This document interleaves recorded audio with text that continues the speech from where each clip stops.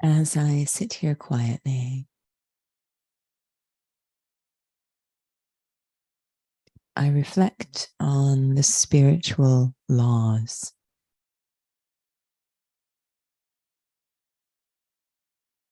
that truly govern quality of life.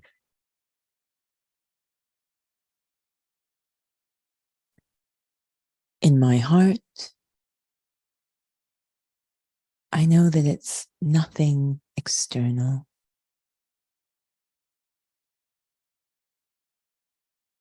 That determines quality of life.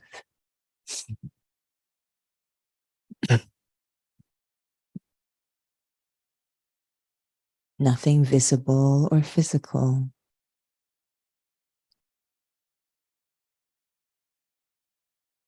It is quality of life because it's about qualities, the invisible. How I think, how I feel, how I perceive, my choices.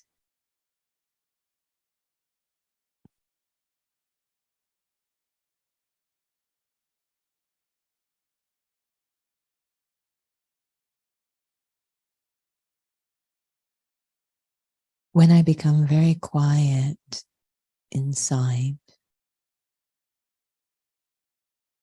and listen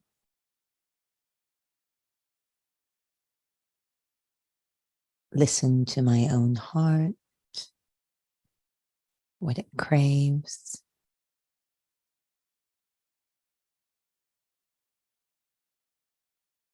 even when surrounded by all the riches of the world, it craves peace.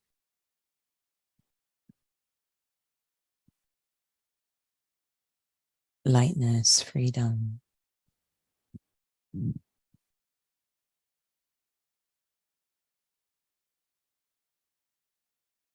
Easiness, contentment.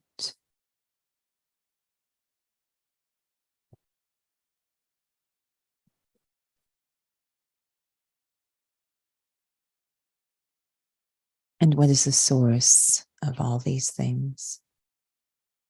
If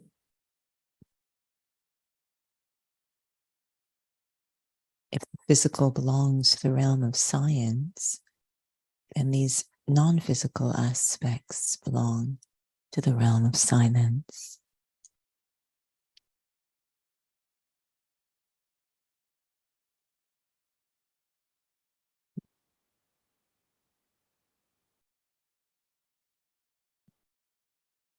Access silence, I must transform.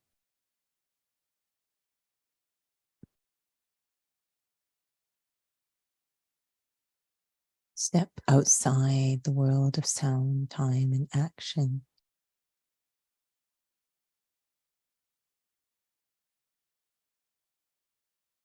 And come inside the stillness of being.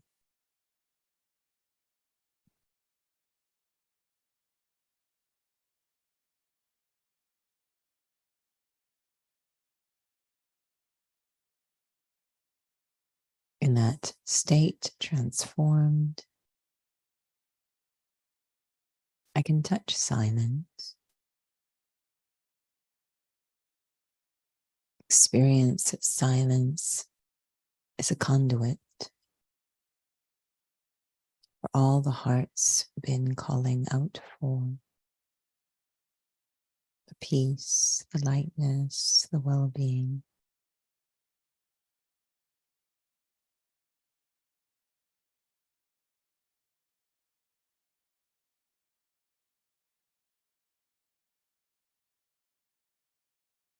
And as I become absorbed, immersed in that very rich silence, I transform again.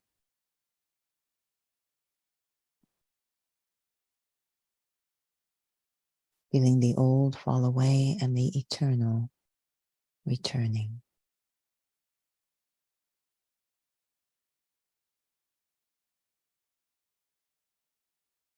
completely different way of being and operating, doing.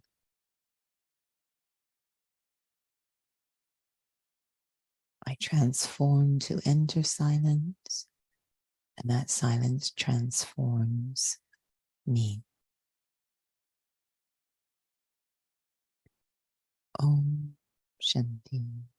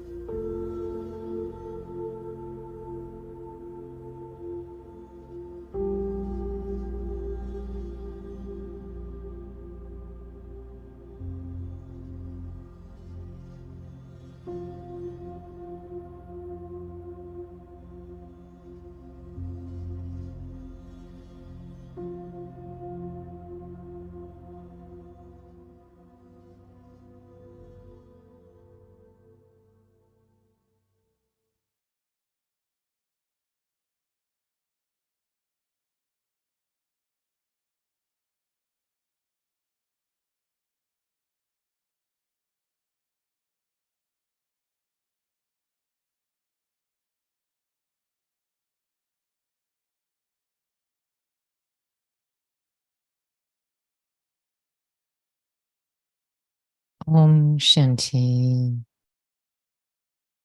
and welcome to Interview with a Raj Yogi.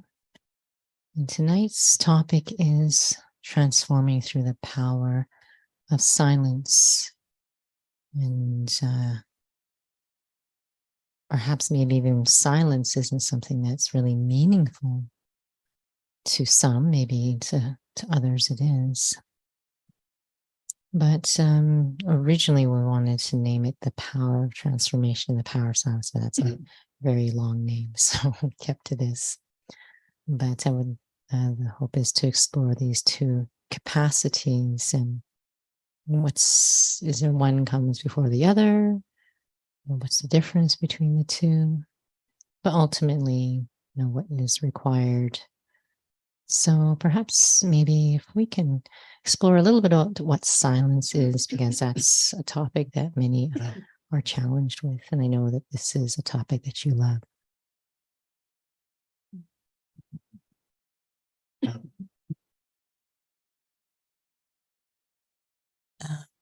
From what I understand, this contrast between science and silence. And science deals with what is visible, or we sometimes say physical. So it will deal with what is temporal. The visible is temporal. So this body is temporary. This transmission is temporary. Everything that you see with your physical eyes is temporary. It is the nature of the physical. So that's science. Silence is able to see what is eternal, or rather feel what is eternal. So silence is empty of what is temporal, but very full with the experience of what is eternal. And that's an extremely nurturing and sustaining experience for a soul to have. So much so that we're able to let go of trying to control the temporal. And the irony is that the moment we let go of trying to control the temporal, we're in a powerful position. The temporal will actually change. So I'm focusing just on this very fulfilling experience of silence. It's very pure, free of desires, free of selfishness, very, very full. And that's a very powerful state, to be free of desires. Where there's desires and I'm very controlling and manipulative and nothing really changes. But when I'm free of that, then actually things can change. When you were mentioning that, it's the experience of the eternal, experience of truth, how about someone who, this is through the lens of Raj Yoga, and in this study, we are experiencing ourselves as souls when we go through a journey. How about a soul who's just newly in their travels in this physical world, and they haven't lost their sense of self? Maybe they're not there's just this pure sense of who they are. Is there that power of silence? Because they haven't fallen to maybe the vibration or the experience of falsehood.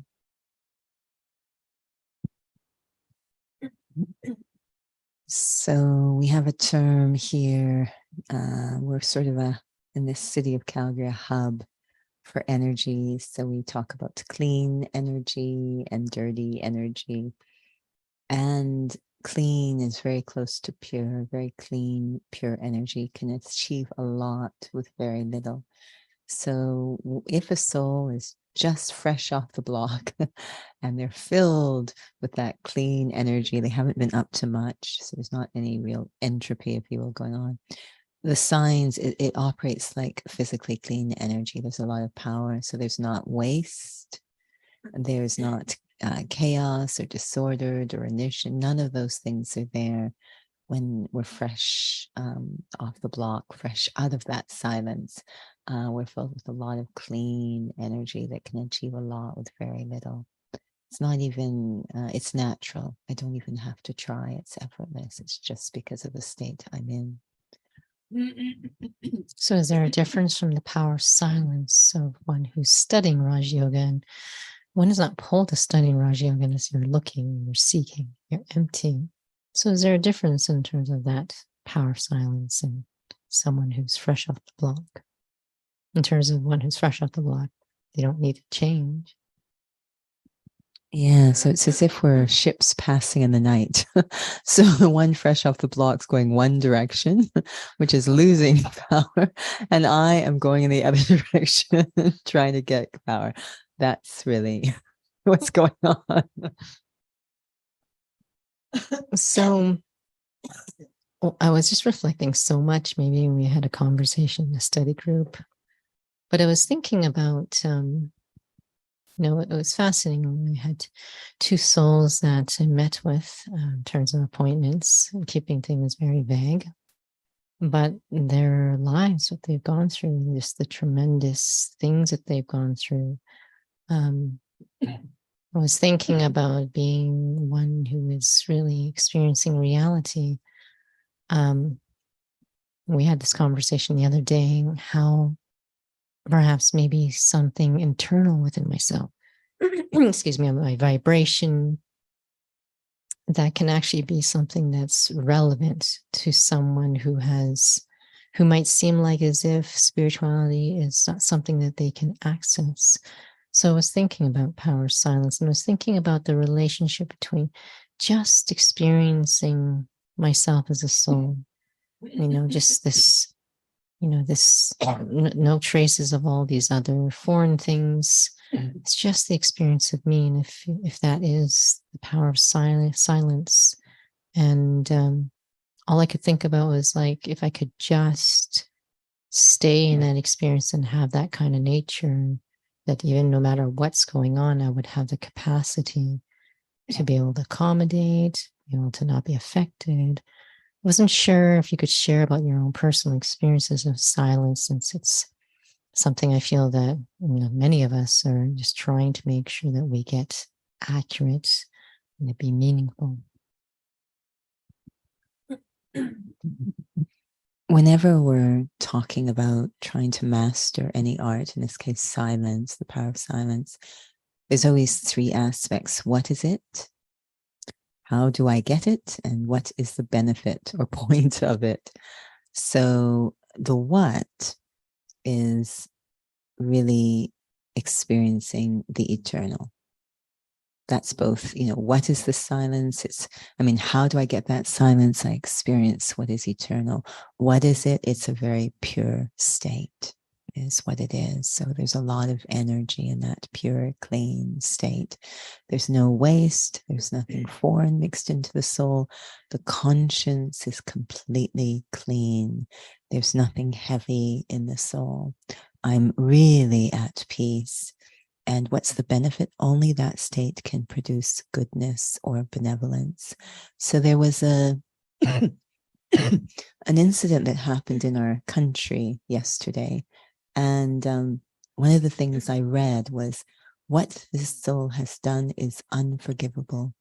And I remember going into the state of being a soul, understanding that one is a soul, knowing it's a drama, it's just going where it's going to go. And I thought, it's absolutely forgivable. Everything's forgivable. There's nothing that's unforgivable. Everything is forgivable. And immediately there was just this beautiful wave of comfort and well-being. And by saying it's unforgivable, there's only noise. There's no silence. There's no at peace. There's only conflict. There's only hurt feelings. There's no power. Nothing beneficial will come out of trying to resolve it through saying it's unforgivable. Nothing beneficial. But if I go into eternal, then everything can be accommodated. So something benevolent can happen. So it's a real force for good, this silence, because it is so forgiving. It is so accommodating. It's based on the eternal that can accommodate everything. So the reason why I was thinking about the two souls I was meeting was because what was happening time and time again were they were remembering the experiences that they were going through, and that was bringing things up they couldn't manage, right? Even though they were trying to tell us it's in the past, whatever, all these things. I was thinking about being in this study as a soul, we're realizing and learning that we've gone through lots of things. So buttons keep getting pushed. So in terms of this power of silence, when you're talking about this experience of this innate sense of self, and I hope that my question is clear, is it that this silence, the more and more I'm experiencing that my true nature is coming out, emerging. So when buttons get pushed, I can actually afford to be patient. I can actually afford, because it's my nature, versus, okay, no, this has happened because of things happened in the past, previous births or whatever. I was thinking about what is actually happening in that silence that enables me to be able to, to have a different feeling, because that is what often many students are grappling with. It's like in their head, they know, all these things we talk about knowledge, but the feelings deep down, there's still reaction, whether to one's own buttons being pushed or seeing something outside.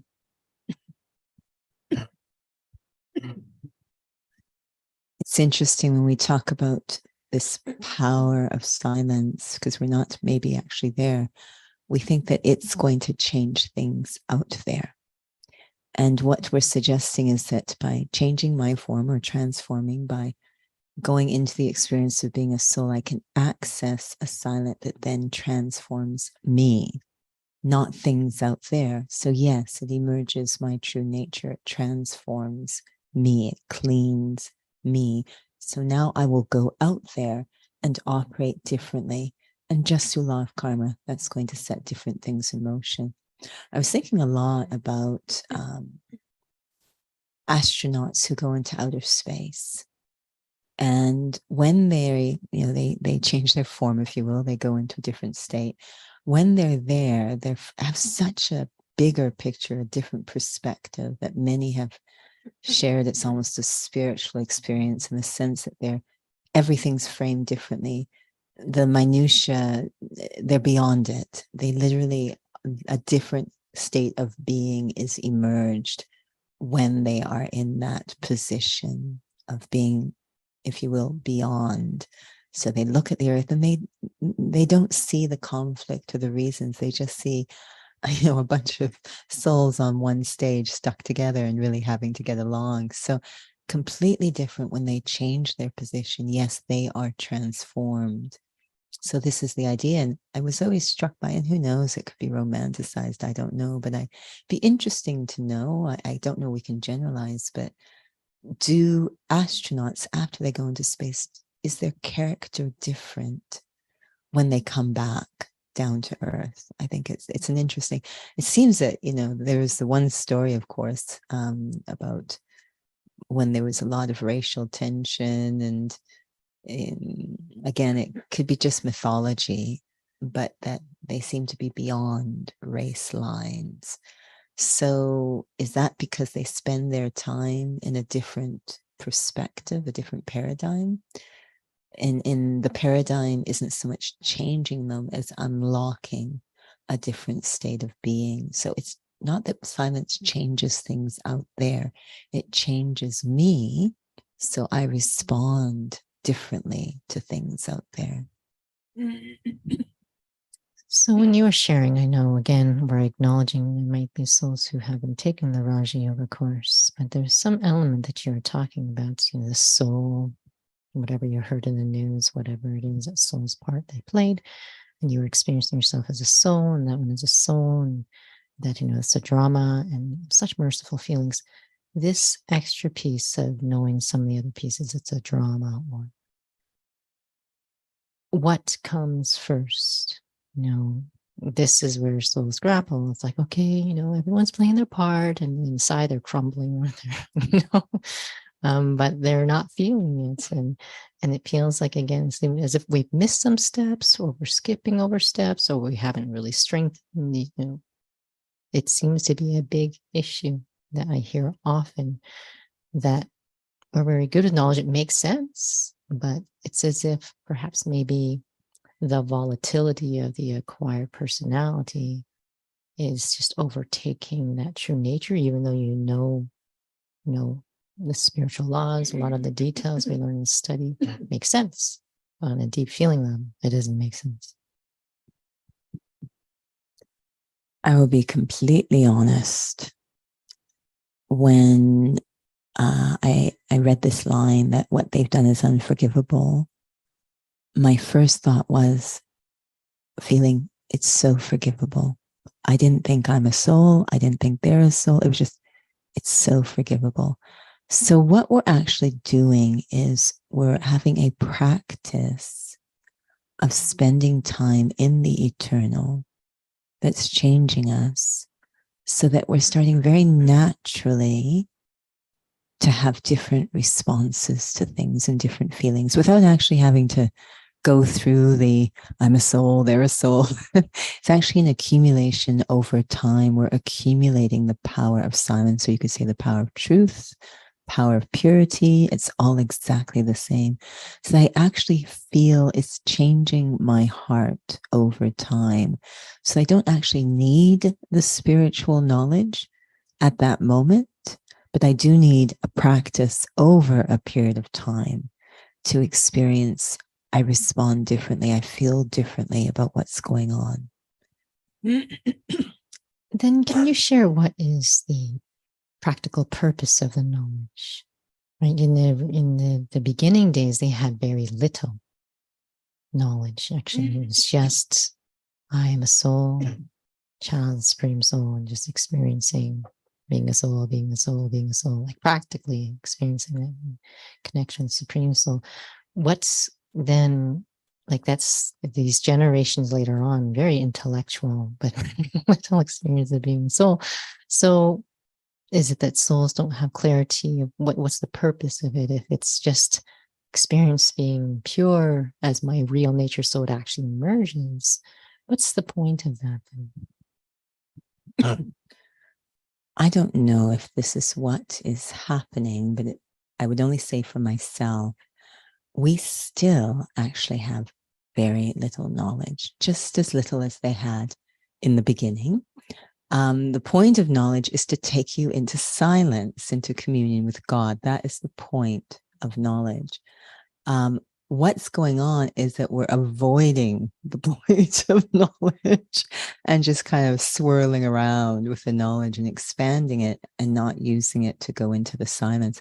There was something shared this morning. I really liked it. It really touched my heart. So there is these silence retreats that happen at a retreat site the Brahma Kumaris have in India, outside Delhi. And the spiritual resource, the senior sister there, loves to host them, really likes them. So when they first started, and continues this way, I wasn't there when they first started, but I say it's probably the same. So she was watching us, watching the team at that time come in, design, set up.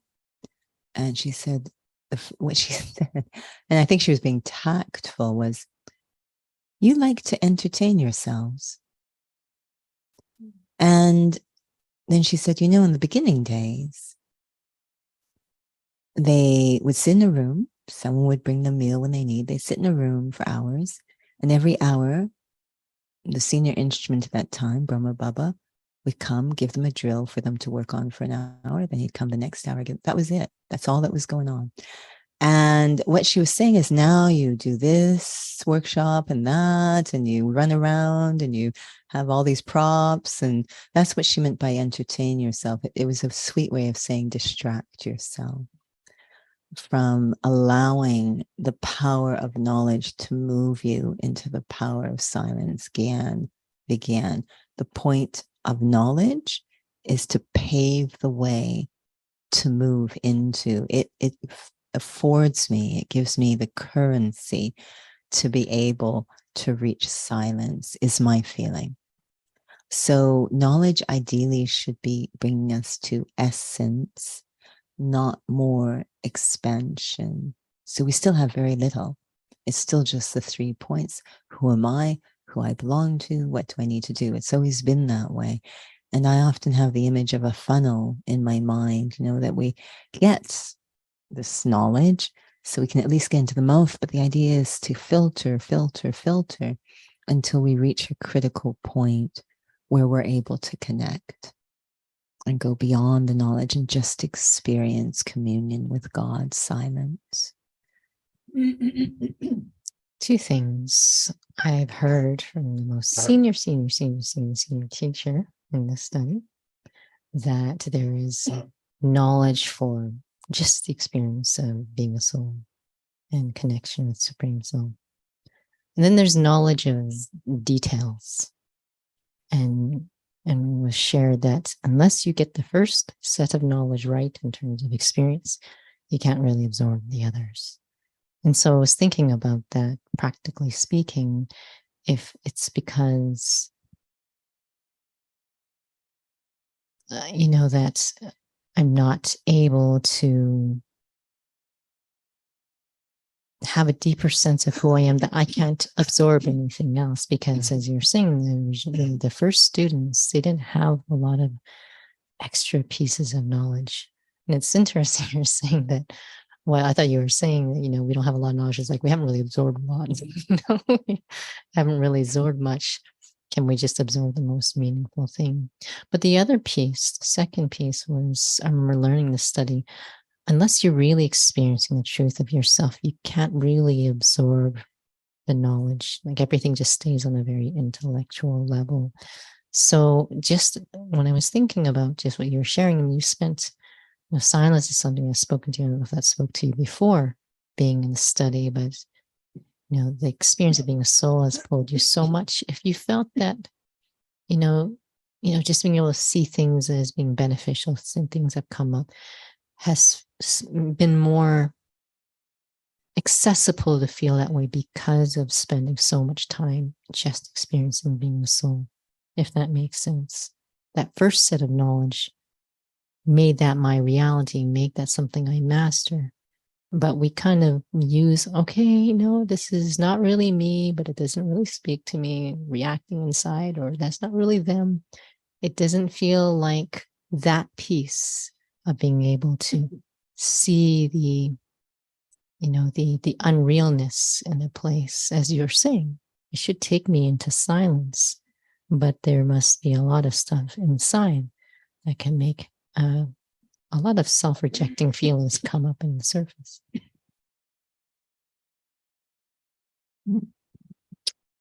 I get the feeling there was always a pull for that silence, but there wasn't any idea of how to really get there, but was always very, very pulled towards stillness, silence, the kind that you could integrate, that would be useful in responding to life, with some sort of grace. And so now I wonder if I'm always coming back, I know, to a physical example. It was interesting today working with a soul. You can see the importance of having a foundation and to master the basics. And I don't know if that necessarily happens in this study for everyone. It is absolutely critical. And if it hasn't, go back and do it. Because this soul that we were working with physically, it was fitness, their basics, their foundation is extremely strong. I don't think they're even aware of how strong it is. So I can literally give them a very advanced exercise they've never done before. And the first time they're just figuring it, by the second time they've nailed it, which is very odd. So, but it's because I know it's because their foundation is so strong. So that piece, I don't know. I wonder if that's why we don't quite feel we're getting the full effect from the knowledge. We don't have that foundation, which is silence, actually. We don't have that foundation strong. So all of the wisdom we're trying to work with can't have its full effect because it isn't being fully absorbed. It needs that foundation to be fully absorbed. Well, we know we're way overboard time, but we had technical issues. Surprise, surprise. However, I feel that we need to have a part 2 because there were some elements in terms of the transformation piece that I felt we could also explore next time. So perhaps we will have a little reflection.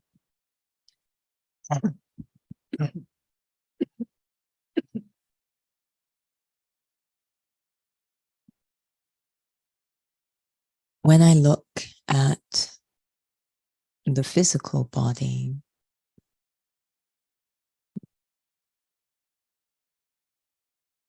I know that for ideal, healthy movement of the body through space,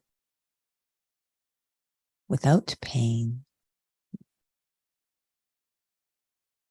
it needs to be in the proper alignment or posture.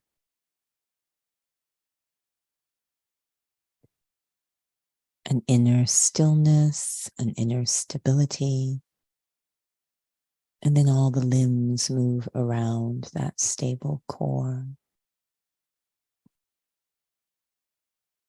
This is the case spiritually as well. I, the soul, aligning with a state of inner peace, being at peace. The conscience is clean and clear, the heart light, the mind peaceful, observer of everything without judgment, stable, serene. It's like the eye of a storm.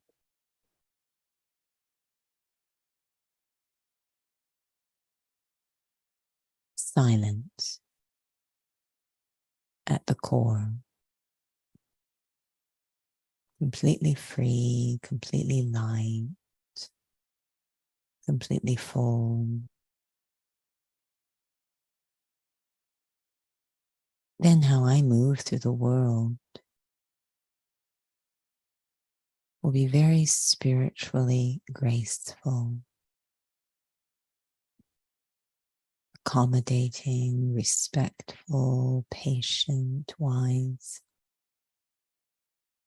all because of that inner alignment.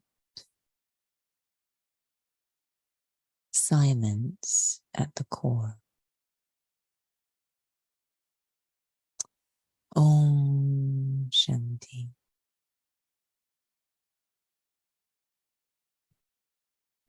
Om Shanti. Thank you for joining with us this evening. Again, we will continue with this topic next Tuesday. And also just wanted to remind souls that you're welcome to visit the center's website for upcoming sessions on site, online. There is an English workshop that often happens, I believe it's the last Sunday of the month, 12 o'clock to 3:30, but that's on site. Any of the Raja Yoga courses that happen are online and on site as options. So all those details are on the website. We're moving into a new month. So there is usually a Raja Yoga course that's happening. I believe it's in Hindi. Raja Yoga Foundations in Hindi on the Wednesdays. And so please check out the website for these opportunities. And again, wanted to remind souls that the experience, the English meditation that's happening in the evenings, is now being offered every evening, 6:30 to 7:30 Calgary time, except on Tuesdays with the interview. I thank you for joining with us. Om Shanti.